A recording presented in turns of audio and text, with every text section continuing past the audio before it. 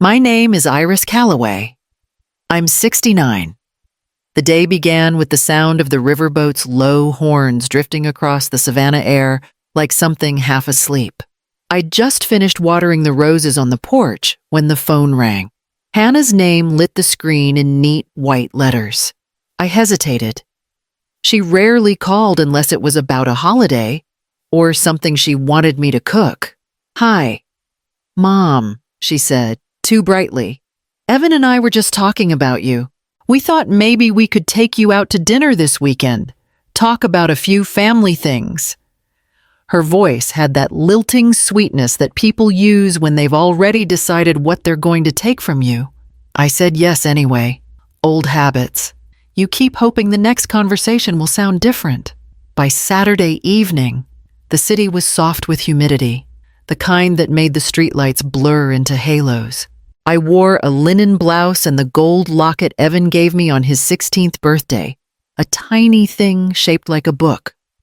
I wanted to look steady, not sentimental. The restaurant Hannah picked was new, all glass walls and jazz, playing too low to hear properly. She and Evan were already seated when I arrived. Hannah waved like she'd been waiting an hour. She looked immaculate cream dress, hair perfectly set, no expression out of place. Evan stood to hug me, his smile thin as tracing paper. We ordered drinks. Hannah talked about work, about the house they'd just put a down payment on. She kept saying the way some people say The waiter left us with bread still warm from the oven. And that's when she leaned forward, elbows on the table, eyes fixed on mine. "Mom, there's something we've been meaning to discuss." She began. "It's about the Whitaker Street house." My fork stopped halfway to the plate.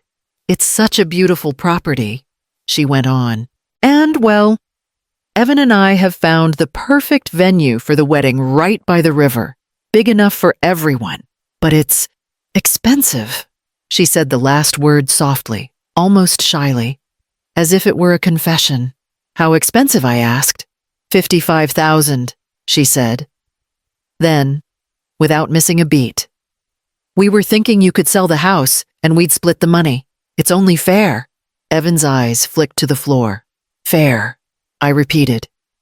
The word tasted like rust. That house was bought with my husband's back and my years of waiting. Every inch of it porch, windows, attic was earned. I set my napkin down slowly, careful not to tear it. "I'm afraid that won't happen," I said. Hannah's smile tightened. "It's just money, Mom. We're family, across the table." Evan's fingers tapped a rhythm against his glass. I could see his reflection in the window behind her blurred by the streetlight, almost ghost-like. Dinner ended without dessert. Outside, the air smelled of rain and jasmine. Hannah kissed my cheek, light as paper, and said she'd call next week. When their car disappeared around the corner, I stayed there a long time, under the streetlight, the locket warm against my skin. The night was quiet, but I could still hear her voice, the word fair, carried on the river wind, as if it were waiting for an answer. The next morning, Savannah was still half asleep when I came downstairs. The house smelled faintly of coffee and old wood polish, that particular scent of a home long kept in order. I filled the kettle and set it on the stove, listening to the tick of the burner catching flame. The sound was too sharp in the quiet. The kitchen felt bigger than it should have. The chairs sat neatly pushed under the table, untouched since last night. And the empty seat across from mine seemed to hold its own kind of memory. That was where Evan used to sit as a boy, legs swinging under the chair, talking between spoonfuls of cereal about whatever new thing had caught his attention, the color of the river after rain, the smell of the sawdust on his father's work boots. His father died when Evan was 16, a fall at the shipyard. The kind of accident that makes the evening news for exactly 30 seconds and then disappears, leaving a family in its silence. I remember sitting in this same kitchen, explaining to a boy still too young to shave that his father wouldn't be coming home, He didn't cry right away. He just stared at the window, as if waiting to hear the truck pull into the driveway. That night, he asked, "Who's going to fix the porch light now I said I would?" I did, even though I had no idea what I was doing. Somehow the light came on. Somehow, we managed. All of it came back as I sat there now.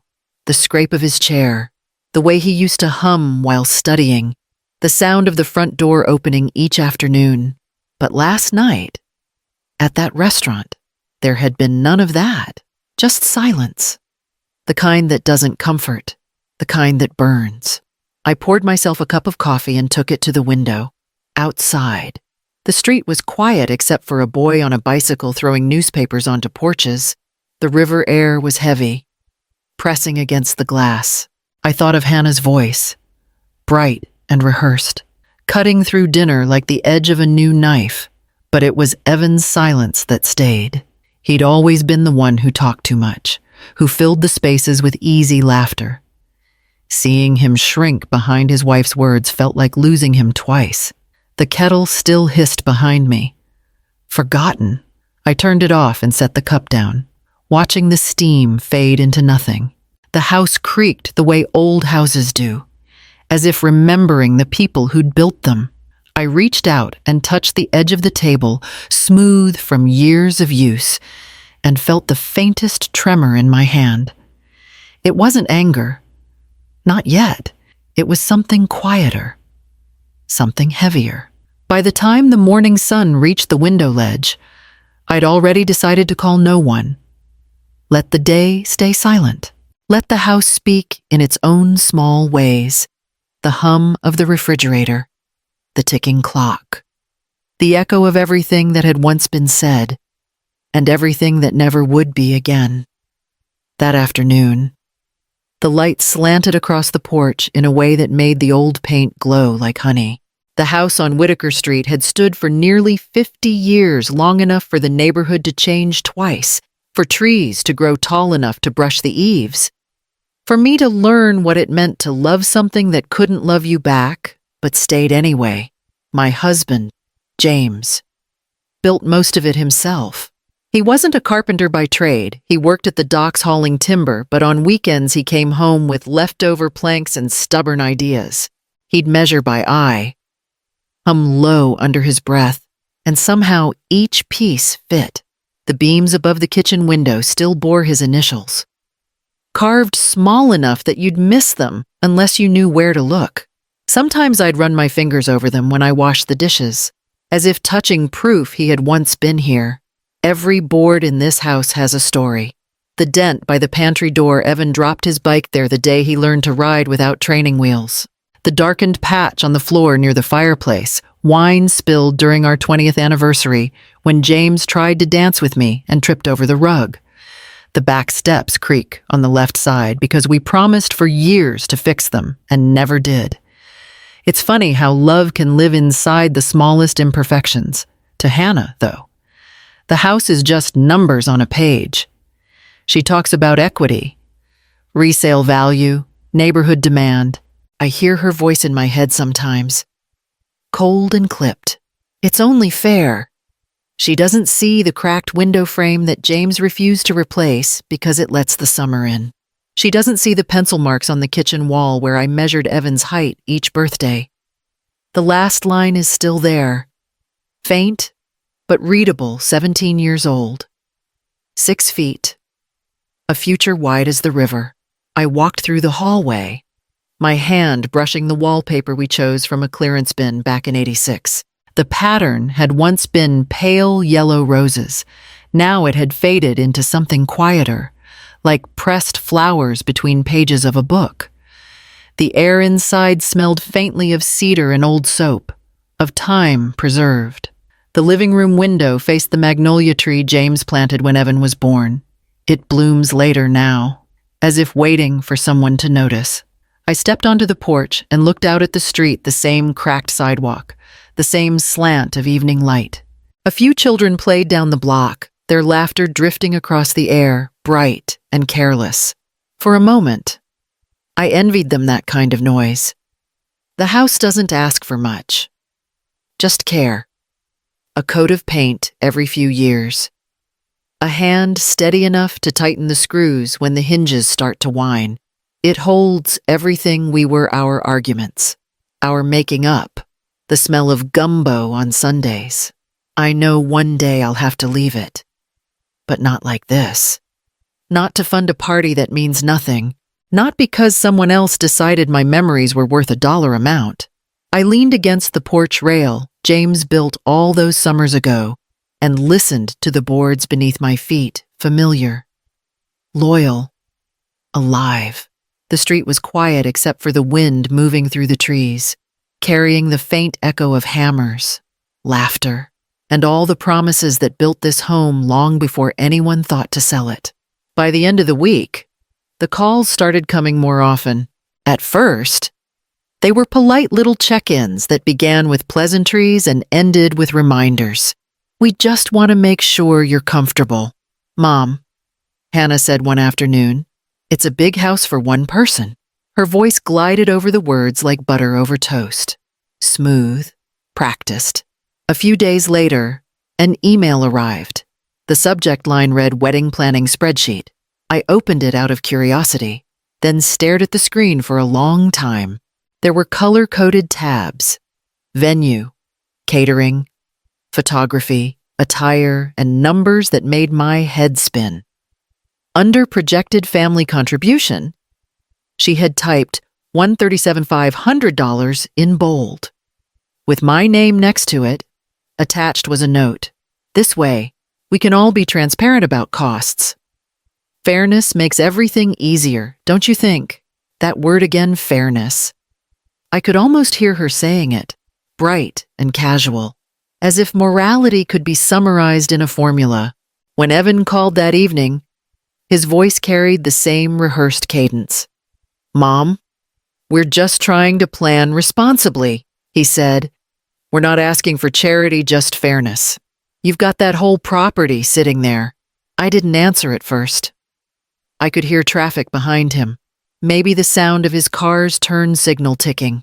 "It's not about charity," I said finally, "and it's not just a property." He sighed. "Hannah just wants us to start our life without debt. You'd want that for us, wouldn't you?" It wasn't a question. It was a plea wearing logic's clothing. After he hung up, I sat at the kitchen table and stared at the darkening yard. The magnolia tree had begun to shed its blossoms early this year, white petals scattered across the grass like forgotten notes. I thought of all the years I'd spent keeping things together, the hospital bills after James died, the second job at the library, the nights I fell asleep on the couch with grading papers on my lap. Evan never went without. I made sure of that. Now he was speaking to me as if I were a barrier, not the foundation that held him upright. On Sunday, I went to church and sat in my usual pew, third from the back. After the service, my friend Jim caught up to me by the door. Jim and his late wife had lived 2 houses down for most of my marriage. He'd known James since they were both 20. Both men who believed in hard work and quiet pride. "You look tired." "Iris," he said, "everything all right?" I hesitated. "Family stuff." He smiled gently, as if that explained everything. "Family stuff has the sharpest edges," he said. "You ever need to talk, you know where to find me." I nodded, grateful for the offer but too proud to take it. Pride and pain have a way of sounding the same when you try to hide them. That night, another message arrived from Hannah Evan, and I talked about your offer of $10,000. "We appreciate it, but it just doesn't seem proportional. Considering everything, we think it would be fair to revisit the house conversation." There it was, proportional. A colder version of fair. I closed the laptop and walked through the house, turning off lights one by one. The silence pressed in like humidity. Heavy and familiar. Upstairs, in the small room that still smelled faintly of sawdust, I found James's old ledger on the shelf. Inside were pages of neat handwriting dates, expenses, notes from when he built the house. Nails, $3.40. Paint, $5.20. Don't forget Iris's birthday. He'd never been a man of grand gestures, but his love had been measured in work, in hours, in calloused hands. No spreadsheet could ever account for that. I ran my fingers along the page until the ink blurred beneath my touch. Downstairs. The phone buzzed again, another notification. I didn't check it. I just let the screen glow faintly in the dark. A cold blue light against the warm wood of everything we'd built. The call came 2 days before my birthday. Hannah's name lit the screen again. And for a moment, I considered letting it ring out. But old habits die hard, and I answered. "Hi, Mom," she said brightly, as if our last conversation hadn't ended in silence. "Listen, I've been thinking. We've all been a little tense lately, and that's not what family should be. So, how about dinner? Just us. No talk about money, I promise." Her voice had that practiced calm, the kind you use when you've already decided how the evening will go. Still, I wanted to believe her. I'd spent weeks walking around this house, hearing nothing but my own footsteps. Maybe this was her way of reaching out. "All right," I said. "Dinner sounds fine." "Perfect," she chirped. "There's this new place near the river Evan made reservations. Saturday at 7. Oh, and happy early birthday." The call ended before I could answer. That Saturday. Savannah was wrapped in soft spring air, the kind that smelled of rain and salt. I wore a blue dress I hadn't taken out in years, simple cotton. The kind James always said made my eyes look young. The mirror reflected a woman who had learned to live with quiet, but still wanted to believe in better endings. The restaurant was elegant, all candles and curved glass. I spotted them immediately. Hannah in a pale dress that looked expensive. Evan in a suit he probably didn't need. They stood when I approached. "Happy birthday, Mom," Evan said, kissing my cheek. His smile was warm, but something behind it trembled. Hannah handed me a small box wrapped in silver paper. "Just a little something," she said. Inside was a delicate pearl bracelet. Beautiful. Yes, but it looked like apology wrapped in jewelry. "It's lovely," I said. "Thank you." We ordered wine, and for a while the conversation drifted easily, whether her work, the house renovations they were planning. I almost relaxed. Almost. Every laugh from Hannah sounded one note too high, every compliment rehearsed. The way she kept glancing at Evan told me there was something she hadn't yet said. When dessert came, she raised her glass. "To Iris," she said, "a strong, generous woman who deserves every happiness." Evan hesitated before clinking his glass with hers. I smiled, though I felt the weight of something waiting underneath that toast. The waiter brought the check. Evan reached for it, but Hannah stopped him. "Let us. Please," she said, flashing me that too sweet smile. "It's the least we can do." I thanked her, though it didn't feel right gratitude for a meal that felt more like a rehearsal than a celebration. Outside, the sky had turned violet, and the lights from the river shimmered across the water.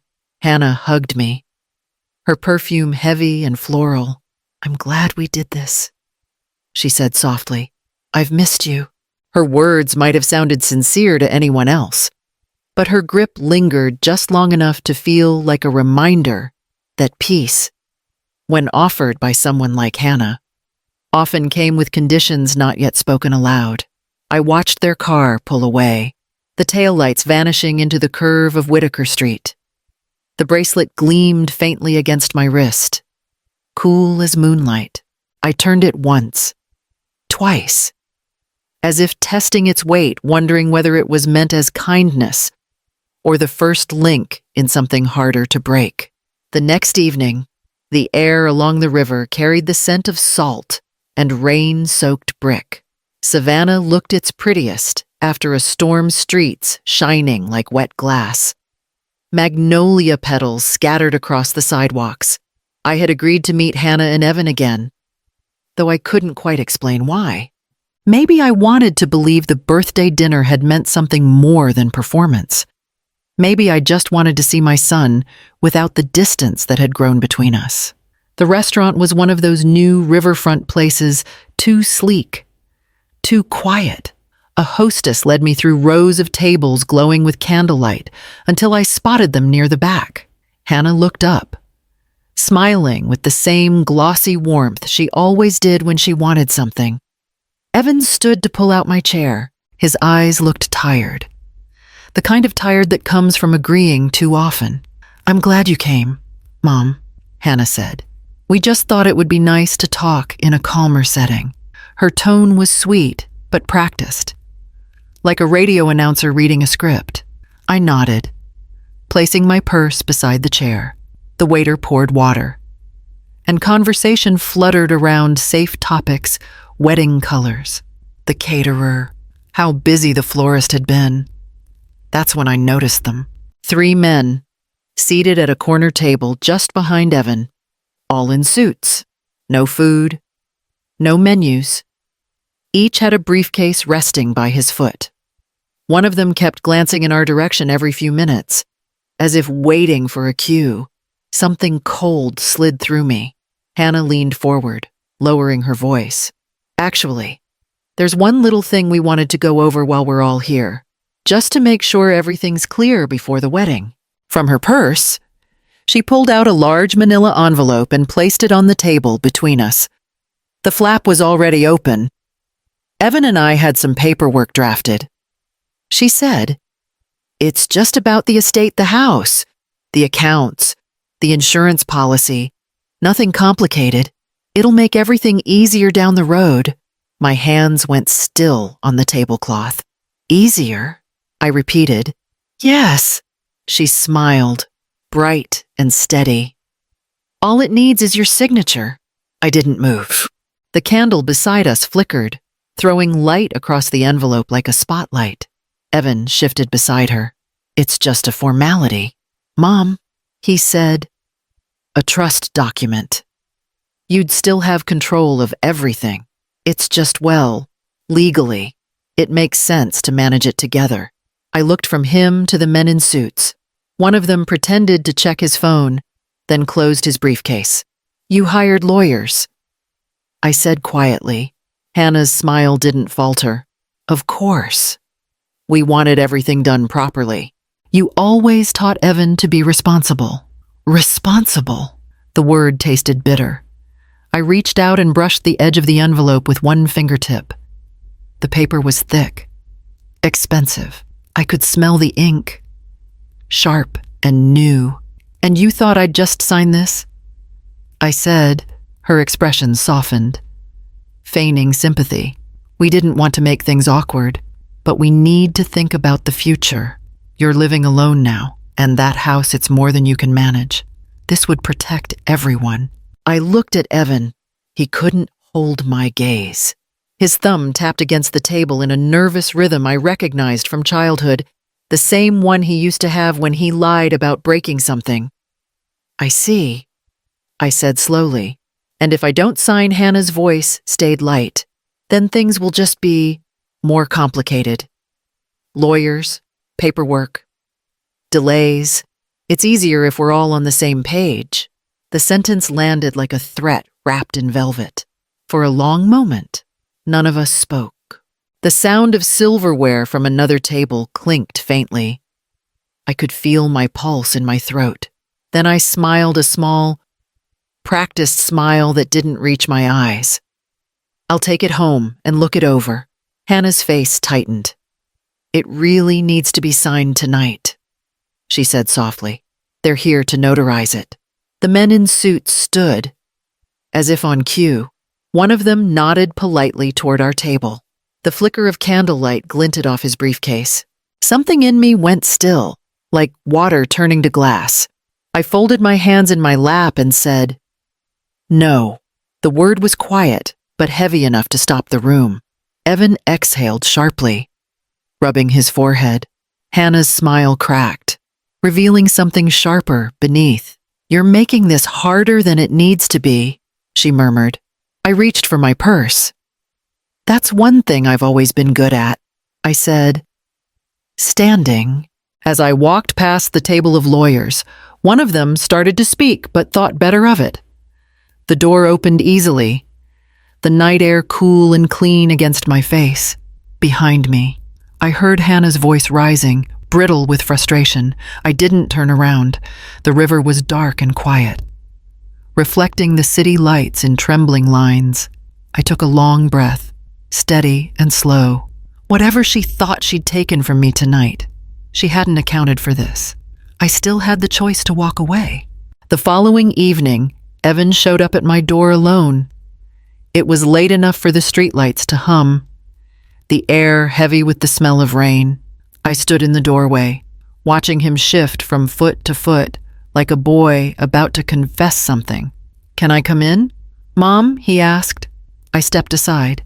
He looked smaller somehow, shoulders bent, jacket damp from the mist outside.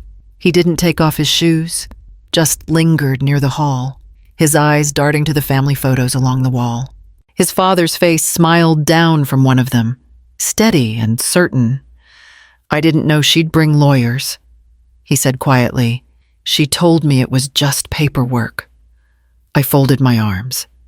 You were there. Evan, you knew what that envelope meant. He winced. I thought it was just about protecting you. She said it would make things easier legally. For her, I said. He didn't argue. The silence between us was long enough to hear the clock ticking in the kitchen. Finally. He reached into his coat pocket and pulled out the same envelope I'd seen on the restaurant table. She wanted me to bring this one more time. She said maybe you'd be calmer now. I almost laughed. Calm. He met my eyes then, and I saw shame swimming there, heavy and young. Mom, please, he whispered. She's not trying to hurt you. We just need help starting out. Help, I repeated. You think help means giving up what your father built? His voice cracked. It's not like that. Then tell me what it's like. He couldn't. His gaze fell to the floor, to the worn rug James and I had bought from a street market the year we married. The corners had frayed, but it still held its place like me, I supposed. Still standing where I always had. The moment stretched thin. Then the front door opened, and Hannah stepped in without knocking. Her heels clicked sharply against the wood floor, perfume blooming ahead of her like smoke. There you are, she said, smiling too brightly. I told you she'd want to talk. I straightened. You're in my house. Hannah, her smile didn't waver. I know. I just wanted to clear the air. No drama, no hard feelings. She set her purse on the table, pulled out a pen, and placed it beside the envelope. All we're asking is for you to sign. Iris. That's it. We'll handle everything else. Evan stood frozen between us, his shoulders drawn tight. Just sign it, she said again, softer this time, like coaxing a child. I looked at her for a long moment. You've practiced that line, haven't you? Her face flickered one heartbeat of irritation before the mask returned. I'm trying to make this easy. You've had a long life here, but it's time to think about the future. Ours, yours, everyone's. It's only fair. Fairness. That word again, weaponized and polished. Love isn't measured in deeds, I said quietly. She blinked. Excuse me, I stepped closer, steady and unshaking. Your kind of fairness isn't love. It's greed dressed up for Sunday service. Her lips parted, but no words came. I picked up the pen she'd brought, turned it in my hand, and set it back down. You should meet my attorney, I said, my voice calm as glass. That wiped the smile clean off her face. Evan looked from me to her, confusion and dread mixing in his expression. Mom, what are you protecting what's mine? I said, and your father's, and the truth of what's right. Hannah reached for her purse with quick, jerky movements. Then you'll hear from ours. she said, her voice trembling with a mix of anger and fear. I look forward to it. She turned to go, her heels striking the floor like a retreating drumbeat. Evan lingered one last second, meeting my gaze. His mouth opened, but no sound came. When the door shut, the silence that followed wasn't empty. It was full of everything I'd finally stopped forgiving. I stood there in the stillness, my heart steady, my hands unshaking, and thought of James, of the porch light he'd wired himself. For the first time in years, I didn't feel small inside this house. I felt the walls stand with me. By Monday morning, Savannah was slick with another round of rain. I sat by the window with a cup of black coffee, watching the street glisten under the gray light. My hands were steady now. The fear that had crawled through me for weeks had hardened into something cleaner, sharper. Resolve has its own quiet temperature. At 9 on the dot, my phone buzzed. The name on the screen read Daniel Mercer. Daniel had been James's friend years ago. They'd both worked at the shipyard before Daniel went back to school and became an attorney. A kind man with a quiet drawl, the sort of person who listened more than he spoke. I hadn't called him in over a decade. But when I left that dinner, my first thought had been his name. He arrived that afternoon, rain still clinging to his coat. Still smells like cedar in here, he said, stepping inside. His eyes softened as they took in the walls lined with photographs. The house that hadn't changed much since his last visit. It's good to see you, Iris, he added. You too, Daniel, though I wish it were for different reasons. We sat at the kitchen table. I slid the manila envelope across to him. He opened it, scanning quickly, the furrow between his brows deepening. Well, he said after a long moment, they were thorough. He flipped to the signature page, thorough and bold. This isn't a trust. It's a transfer. They're asking you to relinquish the property entirely. I'd suspected as much. But hearing it out loud felt like having air knocked from my lungs. They said it would make things easier, I murmured. For them, sure, he said. For you, it'd strip every legal right you have. You wouldn't even be allowed to live here without permission. He leaned back in the chair, eyes steady on mine. Do you want to pursue this quietly? Or make sure they know you're not the woman to corner? I smiled faintly. Let's make sure they know. We planned carefully dates, copies, a recording device. Daniel explained how Georgia law worked, how one recorded conversation could change everything. If they approach you again, he said, don't argue. Let them talk.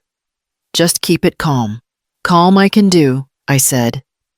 That Friday, they came again. Hannah called that morning, voice too smooth, saying they wanted to talk face to face one last time. I agreed. I'd already told Daniel to wait nearby. They arrived just after sunset. The street washed gold by the lamplight. Evan looked hollow-eyed. Hannah was all sharp perfume and steel composure. She carried her purse like a shield. We didn't mean to upset you, she began, sliding into her seat at the kitchen table. But we have to be realistic, Iris. These things get messy if you're not prepared. Behind her words was the same gentle pressure, like a hand pretending to help you stand while pushing you backward. Evan spoke next, voice soft but distant. Mom, please, we're just trying to build a life. I said nothing. I only reached for the teapot, pouring 3 cups as if this were an ordinary evening. The faint clink of porcelain filled the silence. Then came the moment Hannah leaned forward. Voice low, we brought the notary again. All you need to do is sign. After that, everything will be taken care of. Her hand went to her purse, searching for the folder. And then the front door opened. Daniel stepped in, his coat damp, his briefcase in one hand. He moved with quiet certainty, the kind that doesn't need an introduction. Evening, he said, setting the briefcase down. I'm Daniel Mercer, Mrs. Calloway's attorney. The color drained from Hannah's face. The men in suits at her side, different ones this time, shifted uncomfortably. Daniel opened his briefcase and pulled out a small digital recorder. The red light blinked once. "This conversation is documented," he said evenly. "For everyone's protection." Evan froze. Hannah's smile vanished entirely. "I think there's been a misunderstanding." One of the lawyers stammered. "I don't think so," Daniel replied. "But you're welcome to clarify." Hannah started to speak something about family, about love, but the words tangled and died in her throat. She glanced at Evan, desperate for him to say something. Anything. He looked at me instead, shame burning behind his eyes. The silence that followed was thick enough to hear the rain against the window. "Finally!" Hannah stood, her voice trembling. "We were just trying to help." Daniel closed the recorder. "You've done enough." They left quickly after that, heels clicking down the porch steps. Car doors slamming in the distance. Evan lingered at the threshold for a moment, his mouth opening as if to apologize. But no sound came. When the door shut, I exhaled for what felt like the first time in weeks. Daniel gave a small nod, wiping the rain from his sleeve. "You handled that better than most," he said. I smiled. Faint, but steady. "I've had practice staying calm." He chuckled, then looked toward the window where the porch light glowed softly through the rain. "Keep that light on, Iris. Truth has a way of finding its way home." For the first time in a long while, the air in the house felt light enough to breathe. The night after they left, the rain stopped. Savannah was quiet in that strange way it gets after a storm, streets glistening, the air heavy with the scent of wet earth and magnolia. I got into the car and started driving with no destination, just the need to feel movement. The tires hissed over damp asphalt, and the world outside blurred into silver streaks beneath the moss-draped oaks. The adrenaline from the confrontation had worn off, leaving only exhaustion and something close to grief. My hands trembled on the steering wheel. Not from fear, but from the echo of everything that had just happened. I'd spent years teaching myself to be gentle, to fix, to mend, to smooth things over. But that night, standing across from my own son and the woman who carried his future, I hadn't been gentle. I had been unshakable. For the first time in a long while, I felt the strange balance of relief and sorrow. Relief that I'd protected what mattered. Sorrow that I'd had to. The river ran alongside the road, black and glassy, catching the faint glow of passing lights. James used to drive this same route coming home from the docks. He'd leave the windows cracked to let in the salt air, his hand always drumming on the wheel to whatever was playing on the old radio. I could almost hear it now, some forgotten tune humming low under the sound of the engine. At a red light, I reached into the glove compartment and pulled out the small photo I kept there. James, smiling in the yard, sun flaring across his shoulder. The edges of the picture had curled over the years, soft from the heat. I brushed my thumb across his face. I didn't let them take it. I whispered. The light turned green, and I drove on, the words hanging in the quiet like a vow.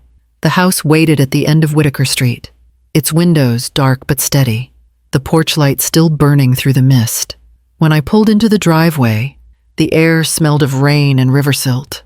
I sat there for a long time, engine ticking as it cooled, watching the reflection of that single light shimmer on the windshield. My hands finally stilled. For once, I didn't feel like a woman holding on to the past. I felt like someone who had chosen it, who had defended it, and won. 2 weeks passed before I saw his handwriting again. It came in a cream-colored envelope thick enough to suggest importance. My name was written in looping black ink, Mrs. Iris Calloway, and below it, embossed in gold letters, was a return address I didn't recognize. I carried it to the kitchen table and set it down beside my coffee. The paper smelled faintly of perfume, the expensive kind Hannah favored. For a long time, I just looked at it, tracing the edges with my finger. Some part of me hoped it might be a note, an apology, a small attempt to bridge the distance between us. But when I slid a knife beneath the seal, gold flakes caught the morning light. Inside was a wedding invitation.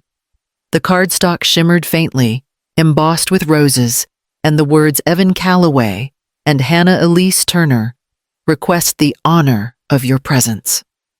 No message, no signature, just entitlement dressed as grace.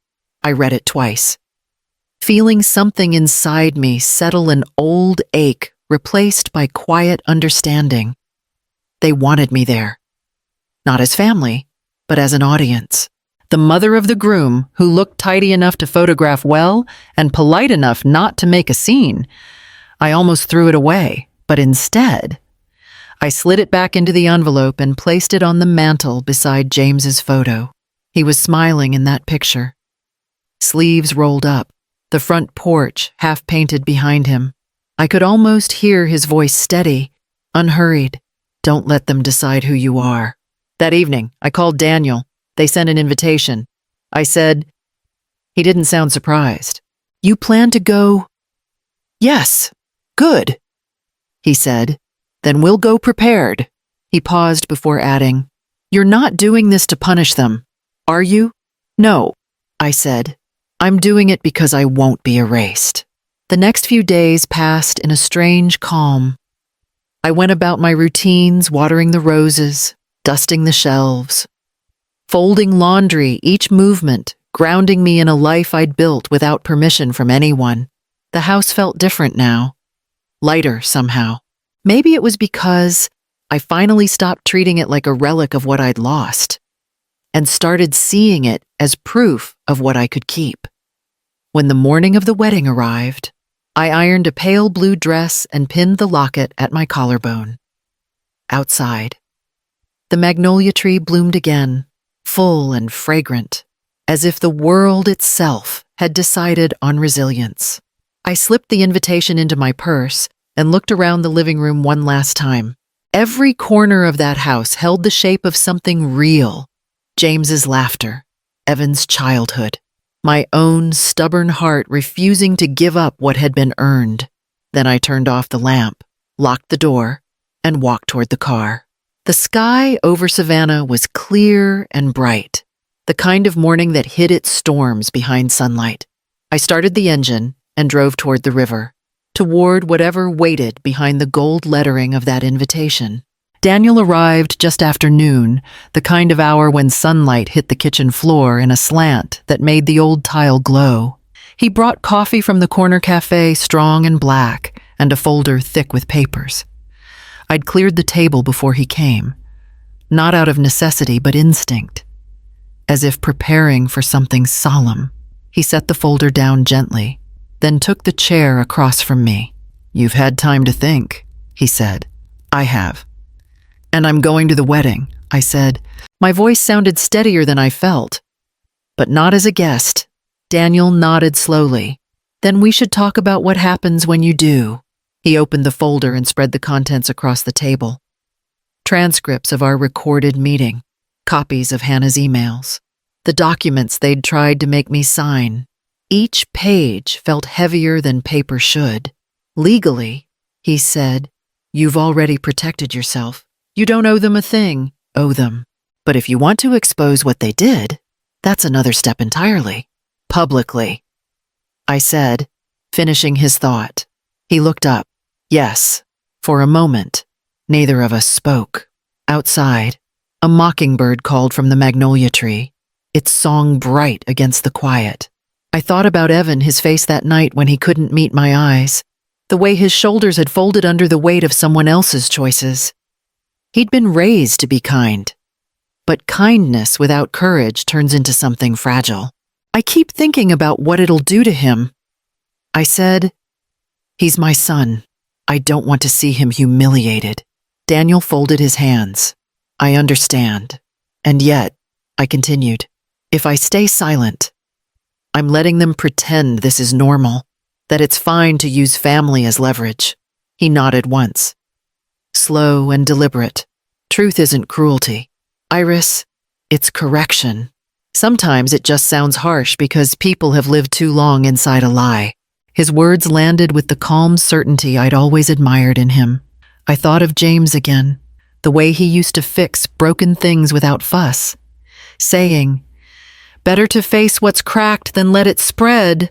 Maybe truth worked the same way. Daniel gathered the papers back into the folder, aligning the edges with careful precision. "If you decide to do this," he said, "I'll be there. You won't stand alone." I smiled faintly. "You always did have a way of showing up at the right time." He returned the smile. "That's what lawyers with conscience are for." When he left, the house felt oddly peaceful. I stood by the window, watching his car disappear down Whitaker Street. The magnolia leaves shimmered in the afternoon light, and for a moment, the world looked as if it had taken a deep breath. I walked to the mantel and touched the photo of James. His grin, sunburned and easy, seemed to meet mine with quiet encouragement. "I wish you were here," I whispered. "You'd know what to do." But the truth was, I did know. It was sitting heavy in my chest, clear as the air after a storm. Some decisions don't arrive with fanfare, they come softly, with the calm of something already inevitable. That evening, I placed the invitation on the kitchen counter and set Daniel's folder beside it. The contrast felt symbolic, one covered in gold lettering and false charm, the other plain and real. As the sun lowered behind the trees, the house filled with a stillness I hadn't felt in months. I turned on the porch light, just to see it glow against the dusk. Then I sat at the table, pulled a notepad toward me, and began to write, not to justify, not to plead, but to steady myself for the day ahead when truth would no longer be private. The Cathedral of St. John caught the morning light like a prism. Colors from the stained glass spilled across the marble floor, rose, amber, deep blue, like fragments of another world. I stood outside for a long moment before stepping in, letting the weight of the place settle around me.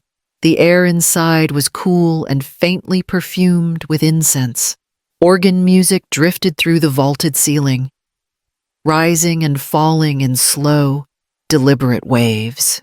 Rows of polished pews were already filling with guests' faces I didn't know, voices low with polite excitement. The kind of crowd that believed money could polish away discomfort. I found a seat 3 rows from the back, where the light from the high windows fell in long golden streaks. Daniel sat 2 pews behind me, quiet and composed, a simple leather folder in his lap. He caught my eye for a moment and nodded no words, just that small, anchoring gesture. When the music shifted, everyone turned toward the front. Evan stood at the altar, looking handsome in his dark suit, though the collar seemed too tight, his smile too rehearsed. I watched him take a slow breath, and for a fleeting second, I saw the boy he had been, the one who used to tug at my sleeve and whisper questions during Sunday service. The boy who couldn't hide guilt if it so much as brushed his heart. Then the doors opened. Hannah appeared on her father's arm, radiant beneath a veil of white lace, her expression serene and deliberate. Cameras clicked softly as she walked down the aisle. Each step echoed against the stone. Measured. Perfect. I could see her scanning the crowd subtly, eyes sweeping past me without pause. When she reached the altar, Evan took her hand, his fingers trembling just enough for me to notice. The priest smiled, welcoming everyone with practiced warmth. The ceremony began scripted vows, laughter in the right places. A hush when the word forever floated through the air. I sat still, hands clasped around my purse where the small recorder rested, the red light hidden under a layer of fabric. The weight of it wasn't heavy, but it pulsed like a heartbeat I couldn't ignore. From where I sat, I could see the sunlight shifting through the stained glass, landing on the steps where the 2 of them stood, brilliant, fleeting, deceptive. It painted them in holiness that didn't belong to them. Evan turned his head once, just slightly, his eyes meeting mine across the distance. The smile faltered. The guilt was there, undeniable, unguarded. I didn't look away. The priest's voice rose again, steady as ritual. Somewhere behind me, a child whispered, and an older woman shushed him gently. Life continued, unaware that something irreversible was already threading its way through the quiet. I drew in a slow breath and let it settle deep in my chest, around us. The cathedral shimmered with light and ceremony. Inside me, something colder and cleaner was waiting truth, patient as a storm at the edge of a perfect sky. The ceremony had the stillness of something rehearsed too many times. Every motion was measured, the turning of heads, the rustle of silk, the soft clearing of throats as the priest read from his book. I sat motionless, letting the cadence of his voice wash over me like the tide. Steady and impersonal, Hannah stood glowing beneath the stained glass light, her veil catching small prisms of color. Evan's hand held hers, their fingers entwined in a grip that seemed too deliberate, too tight. He smiled when she did, laughed when she looked at him. The way someone follows stage cues. My purse rested in my lap, and beneath the thin lining I could feel the small recorder's edges pressing faintly against the fabric. Daniel had told me that morning, "You'll know the moment. Don't force it. Just speak." I hadn't understood what he meant then, but now, as I watched them stand before the altar built to bless truth, I did. The vows began, her voice smooth as glass, his trembling just enough to betray something underneath. Every word landed like an echo against stone. I promise. I vow. I give myself.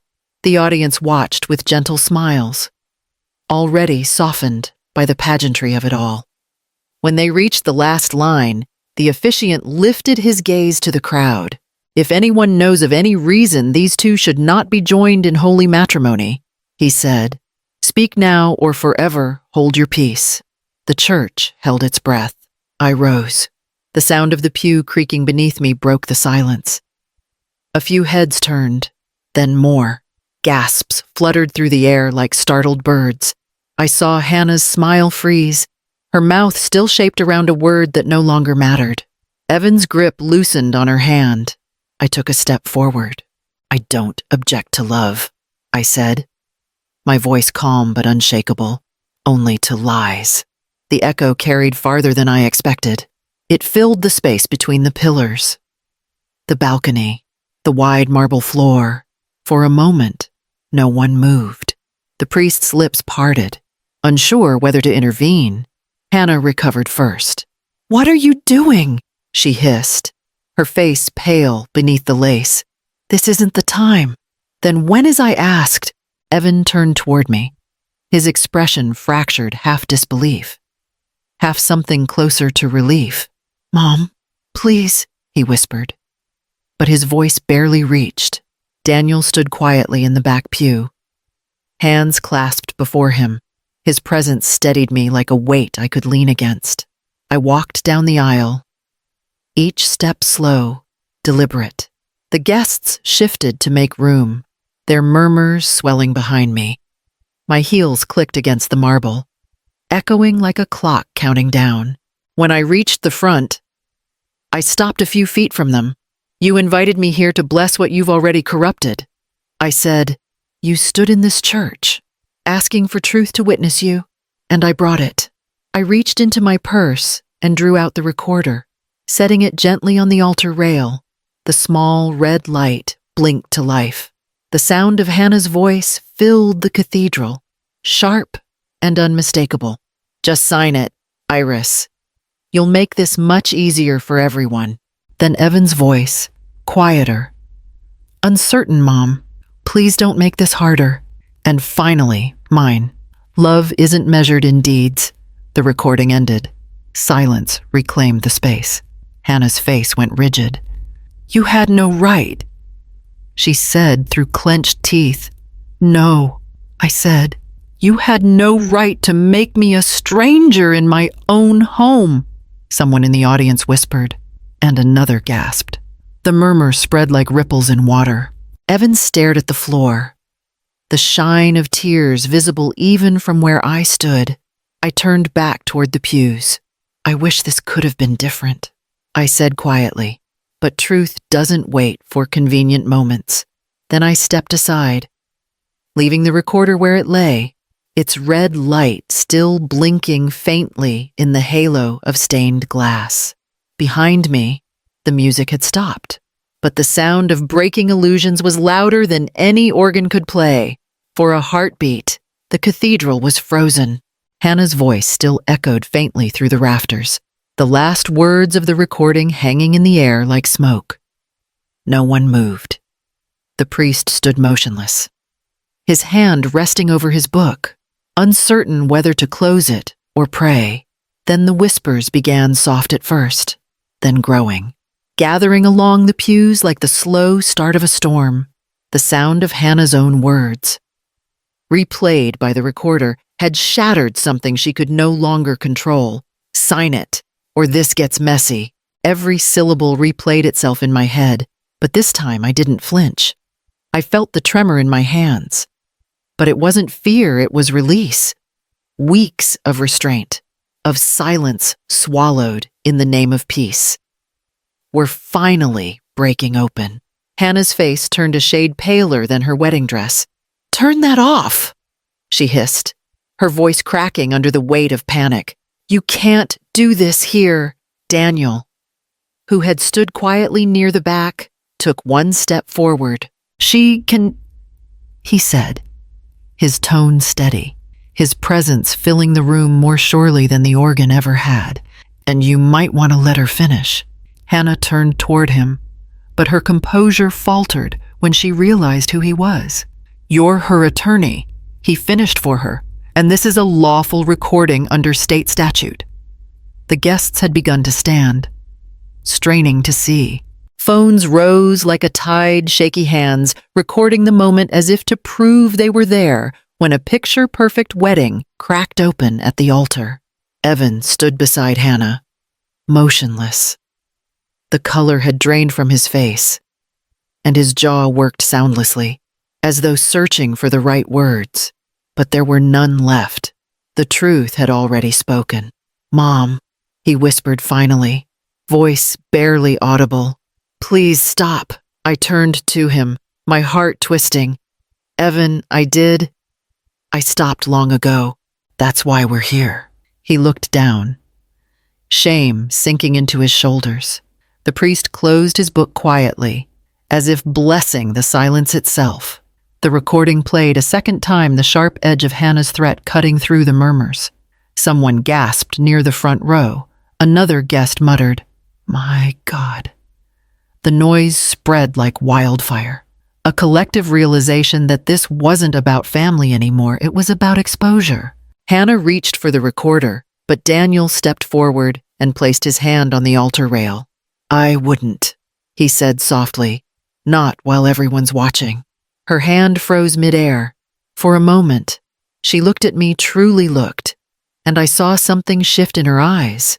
Fear, maybe, or the recognition that she'd underestimated the woman she'd tried to silence. "I loved you like a daughter," I said quietly, "and you tried to make me a transaction." She didn't answer. The murmurs around us thickened, swelling into a chorus of disbelief. The photographers, those hired to capture a perfect day, kept snapping, unsure whether they were documenting a scandal or an ending. I turned back to Evan. "You have her hand. Son, you have her life. But you'll never have peace until you learn the difference between loyalty and blindness." He met my eyes, tears cutting thin lines down his face. "I didn't mean for this, I know," I said, "but meaning isn't enough." I reached down and pressed the button on the recorder, stopping the playback. The sudden silence was deafening. Every sound seemed magnified, the shuffle of feet, the nervous cough from somewhere in the back, the quiet hum of the stained glass humming under sunlight. I lifted the small device and set it gently on the altar. That's the truth, I said, not loudly, but clearly enough that every ear could hear. You can do with it what you want. Then I turned and walked back down the aisle, each step echoing beneath the vaulted ceiling. No one moved to stop me. Some turned their faces away. Others followed me with wide, uncertain eyes. At the doors, Daniel caught up and opened one for me. "You all right?" he asked softly. I nodded once. "I'm done being afraid." Outside, the sunlight was almost too bright. The city's bells struck noon, and the sound rolled over the river, deep and slow. Behind me, through the heavy wooden doors, voices began to rise, chaotic, panicked. Human. I didn't look back. The truth was already inside those walls now, and nothing, no prayer, no lie, no ceremony could make it smaller again. By the time I reached the cathedral steps, the sky had shifted still bright, but brittle, like light stretched too thin. From behind the doors came muffled noise voices, hurried footsteps, the clatter of chairs, then was the sound of someone crying. It wasn't Joy. Daniel followed a step behind, his briefcase in hand. He didn't speak. He didn't need to. The air already carried everything unsaid down the street. A crowd had begun to gather outside the reception hall. White flowers, champagne flutes, gold ribbons fluttering in the wind. The chaos reached us before we even entered. Inside, the room was half abandoned. Some guests were leaving, heads down, whispering to one another as they passed. The catering staff stood near the buffet, exchanging uneasy looks. The violinist had stopped mid-song. At the center of it all stood Hannah, still in her wedding gown, her face blotched red, mascara running like bruises down her cheeks. "You ruined everything," she screamed when she saw me. I stopped a few paces away. Evan stood beside her, pale and still, eyes fixed on the empty floor as if he couldn't quite find where he belonged. Behind them, Marcus, the wedding planner, was arguing quietly with the DJ. "They haven't paid the second installment," he muttered. "I can't keep the music going without clearance." The speakers gave a soft pop before cutting out. The silence that followed was sharper than any accusation. Hannah spun toward the planner. "Turn it back on. I'll handle it later." Marcus hesitated, then folded his arms. "I'm sorry, Mrs. Calloway. My company doesn't work on credit." He nodded to his team, and within moments, the string lights over the dance floor dimmed to a dull amber. The illusion of celebration disintegrated. The floral arrangements wilted in the heat of panic. Champagne glasses stood untouched, their bubbles fading into stillness. Evan ran a hand through his hair. "Hannah," he said quietly, "maybe we should—" "Don't you dare take her side," she snapped. "This is your mother's fault. She's jealous. She wants to humiliate us." I watched her, calm, in a way that felt foreign, even to me. "You wanted half," I said softly. "You got the truth instead." The words settled between us like the final nail in something already broken. Her lips trembled. "You think you've won?" "This isn't winning," I said. "It's surviving what you built." Evan turned toward me, then his face hollow, eyes raw. "Mom, why here? Why like this?" I met his gaze. "Because if lies can stand at the altar, then truth deserves its own ceremony." He flinched. And for a second, I saw the boy he'd once been, the one who hid behind me when thunder shook the windows, who trusted me to make sense of things he couldn't. But that boy was long gone, buried beneath choices too heavy for either of us to lift. A crash echoed from the buffet table, a tray hitting the floor, glass shattering. One of the servers swore softly under his breath and began cleaning up, muttering something about unpaid deposits. The sound seemed to pull the room apart at its seams. Guests began to slip out one by one, their heels clicking against the marble, their perfume and whispers fading behind them. Within minutes, the reception hall was half empty. Hannah sank into a chair, gripping her head. "Everything's ruined," she whispered. "Everything." Evan didn't move to comfort her. He just stood there, hands hanging uselessly at his sides, staring at nothing. Daniel stepped closer to me. "We should go," he said quietly, but I stayed where I was, watching the collapse unfold. I didn't feel anger anymore, just an ache, deep and familiar, the kind that comes from realizing the bridge you burned was one you built yourself. Hannah lifted her head, her voice shaking. "Do you have any idea what you've done?" "Yes," I said. "I told the truth." Her eyes filled with tears, but I didn't look away. Somewhere behind us, Marcus called out to his staff, his voice brisk and tired. "Pack it up, everyone. This event's over, one by one." The lights dimmed. The music equipment disappeared into cases. The last of the guests slipped quietly through the side doors. I turned toward Evan one final time. He didn't speak. He didn't need to. The silence between us said more than apology ever could. Then Daniel touched my arm gently, guiding me toward the exit. I followed, the sound of my heels against the tile echoing through the hollow room. Outside, the wind carried the faint scent of salt and wilted flowers. The sky had darkened to a soft gray, the kind that promises rain but never delivers.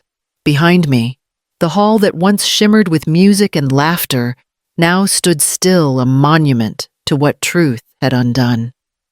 The weeks that followed blurred into a quiet rhythm. The magnolia tree dropped its last blossoms, and the heat of summer settled across Savannah like a heavy blanket. I spent most mornings on the porch, tending to the small garden James had started years ago. The world felt slower now, as if it had finally decided to let me breathe. One afternoon, the mail arrived late. The postman, a kind man named Walter, handed me a small envelope with my name written in Evan's familiar hand. There was no return address, just that simple script. Careful and unsure, I stood there for a long moment, feeling the weight of it in my palm. Inside the house, the light filtered through lace curtains, soft and forgiving. I sat at the kitchen table, tracing the envelope's edges. It wasn't thick enough to hold more than a few words. I imagined what they might be: apologies, explanations, maybe a plea for something I no longer knew how to give. I thought of the wedding, of the recording, of Hannah's shattered expression and Evan's silence. I thought of the boy who once built toy sailboats in the bathtub and called them brave. Somewhere along the years, we both forgot how to steer through storms without sinking each other. I didn't open the letter. Instead, I carried it outside and placed it beneath the porch lamp, the same one James had wired himself. The light glowed softly against the paper, warming it, as if granting its own kind of mercy. "I see now. I'm sorry." That's all it needed to say. I could almost hear the words already echoing in his voice. I left it there through the evening, the lamplight steady against the coming dark. I didn't need to read it to understand. Some truths are lighter when left unspoken, and forgiveness, I'd learned, doesn't always require permission to begin. Spring came early that year. The air carried the scent of jasmine and rain-soaked earth, and the evenings lingered longer, painted in soft gold. The house on Whitaker Street had settled into its own kind of quiet doors that no longer slammed, floors that creaked with familiar patience. Iris spent her days tending to the garden, coaxing life from the soil the way James once had. The magnolia tree had bloomed again, its petals large and white, falling slowly onto the porch steps. Every morning she swept them away, and every evening they returned, as if reminding her that beauty never stays still, it simply keeps coming back. That night, the world felt still enough to listen. The crickets hummed beyond the yard, and somewhere down the street, a neighbor's wind chime played its wandering tune. Iris sat on the porch with a cup of tea cooling between her hands. The envelope from Evan was gone, tucked inside an old family Bible. Not as a keepsake, but as something laid to rest. The letter hadn't changed anything. Not really, but it had softened the edges of what hurt. She could breathe now, without feeling the ache of everything that had broken. Her gaze drifted to the porch light, the one James had wired himself decades ago. He'd spent an entire afternoon on a rickety ladder, muttering at loose bolts and bad wiring until the bulb finally flickered on. "There," he'd said proudly, "for when you're coming home late, so you'll always find your way back." Iris smiled at the memory. The light had burned faithfully through storms, power outages, and years of coming and going. Tonight? She stood and reached for the switch. The bulb glowed to life, warm and steady against the dark. "This light isn't for waiting anymore," she whispered. "It's for peace." The wind stirred gently, brushing her hair from her face. She watched the glow spill across the porch steps. The garden, the magnolia blossoms scattered like quiet blessings. Somewhere in that stillness, the house felt whole again, not because everything was fixed, but because she no longer needed it to be. She wrapped her cardigan tighter around her shoulders, took one last look at the golden light, and smiled not toward the past, but toward the calm that finally stayed.